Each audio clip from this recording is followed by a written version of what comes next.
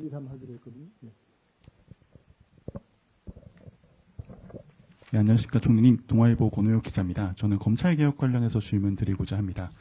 최근 26일까지 이제 공소청과 이제 중수청법 관련한 이제 입법 예고가 있었고, 다양한 의견 수렴 과정과 함께 당에서도 여러 가지 좀 뭐 찬반 의견들이 이제 여러 뭐 의원총회라든가 등의 방식으로 전달이 된 것으로 알고 있습니다. 혹시 이 현재 시점에서 이 공소청, 중수청법에 대한 좀 정부안을 좀 개정할 의사가 있으신지, 개정하신다면 어떤 부분을 좀 개정하시려고 하는지 부분과 보안 수사권 부분에 대해서 현재 입장 좀 부탁드리겠습니다. 검찰개혁 문제는 첫째,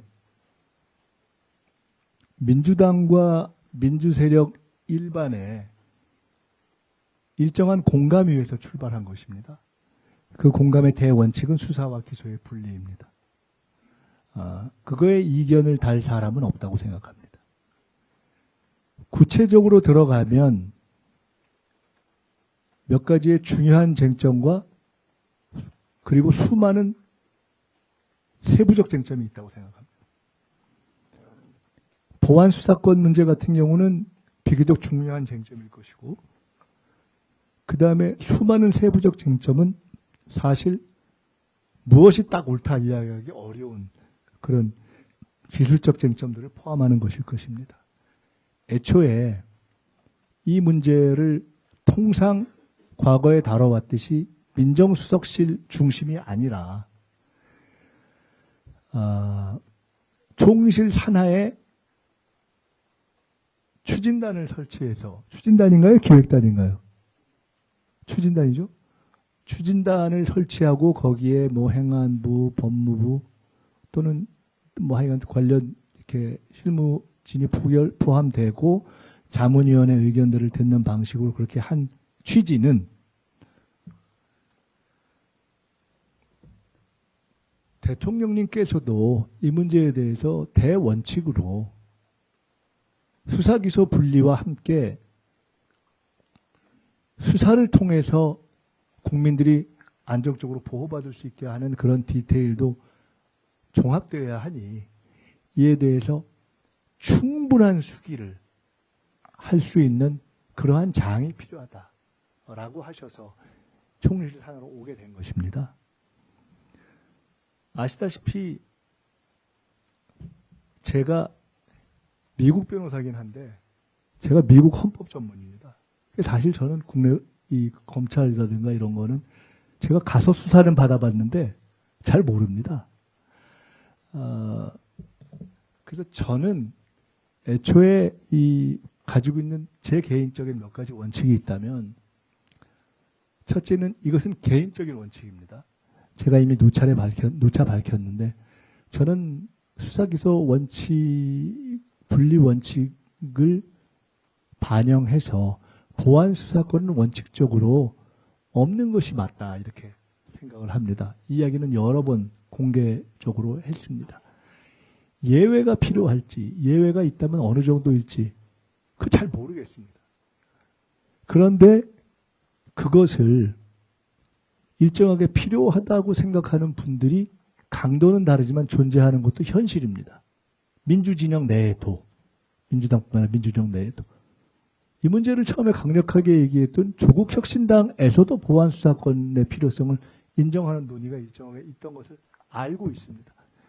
변경이 중간에 되고 오늘 현 시점에 어떤지 모르지만 그 과정에 분명히 보안수사권의 필요성을 인정한 논의가 있었습니다. 객관적으로 존재하니까요. 대통령님께서도 지난번 그 기자회견 때 문답을 통해서 논의는 해봐야 될 거 아니냐라는 말씀을 하셨습니다. 그래서 저는 이 추진단이 출범할 때 첫째로 내 개인적인 원칙은 보안수사권은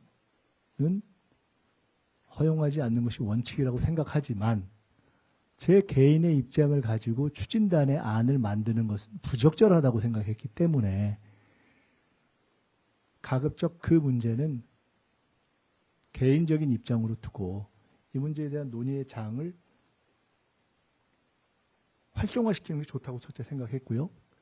두 번째로 당정청의 합의에 의해서 1차는 조직법을 통과시키고 보안수사권 등 주요 내용 쟁점은 2차로 가자 하는 것이 기존의 합의였습니다. 그렇기 때문에 1차 조직법에는 사실은 내용적인 핵심 쟁점보다는 찬반을 가리기 어려운 기술적 쟁점들이 주로 있다. 이렇게 판단했었습니다. 그래서 추진단에서 그 1차 입법예고안을 준비하는 과정이 진행됐고 그것이 이제 정리가 된 것입니다. 정부의 모든 입법예고안은 정부에 관련한 모든 고위 책임자들이 인지합니다. 내용을. 당연히 인지하죠.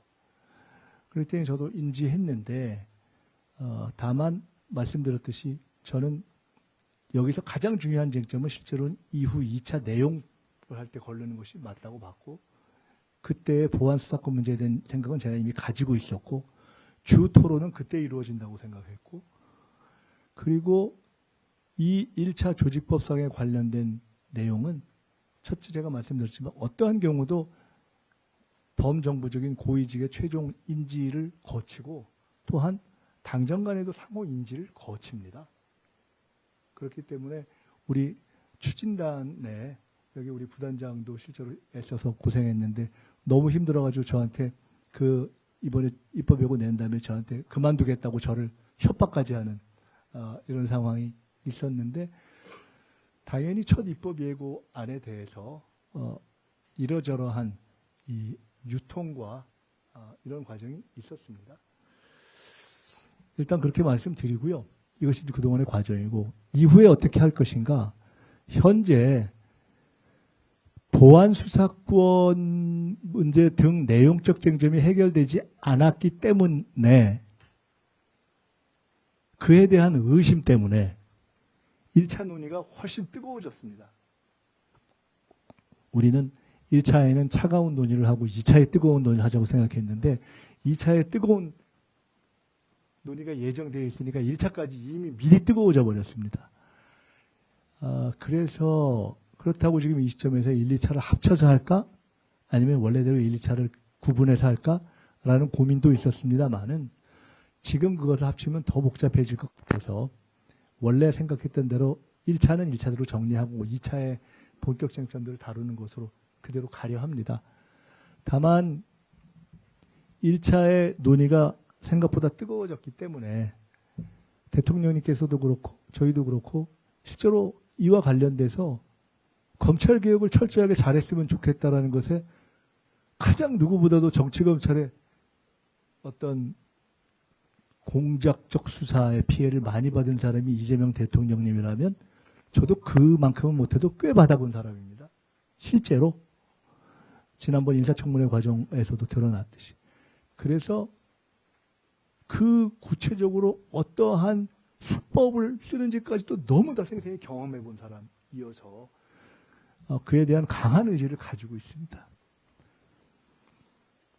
그런데 현재로서는 그래서 지금 이렇게 뜨거워졌으니 1차 입법 예고를 했지만 당에서 여러 논의가 제기되었으니 이거를 꼭 통상적인 경우처럼 1차 입법 예고안을 가지고 당을 설득하고 국회에서 관찰하는 방식이 아니라 일정한 논의의 소재, 논의의 토대로 삼고 여러 가지 의견을 수렴하자는 방향으로 정리하자고 이미 당정 간에 합의가 된 거 아닙니까?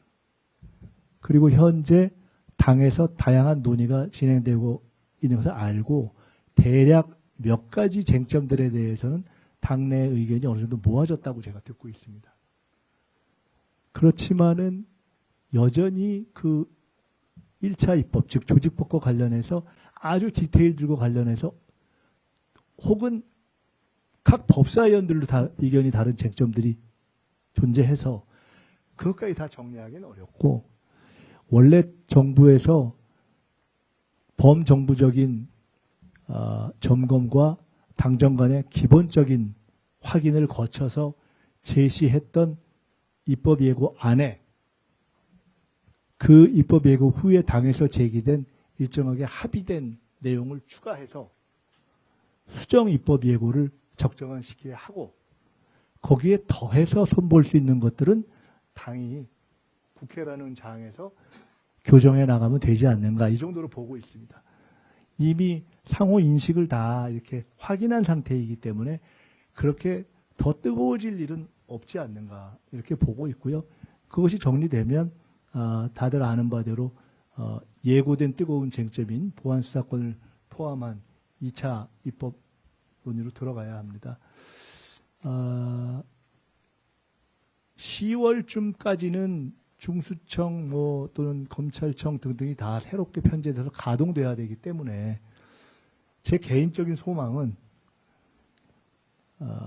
적어도 6월 전에 핵심적인 뜨거운 쟁점들에 대해서는 일정한 정리가 되는 것이 좋지 않느냐 이렇게 보고 있습니다만은 또 그것에 별 어려움이 있을 거라고 보지도 않고 또 거기서 제기되고는 여러 가지 입장들에 대해서 제가 특별히 다른 입장을 가지고 있지도 않고 하기 때문에 그렇지만 첫째는 어떤 입장에서든 충분한 찬반 토론을 거쳐야 한다라는 확고한 입장을 가지고 있고 그래야 과거에 민주정부 전임 민주정부들에서 행해졌던 검찰개혁의 실패나 오류를 되풀이하지 않을 수 있다고 보고 있기 때문에 충분한 논의와 수기를 해야 된다고 보고요.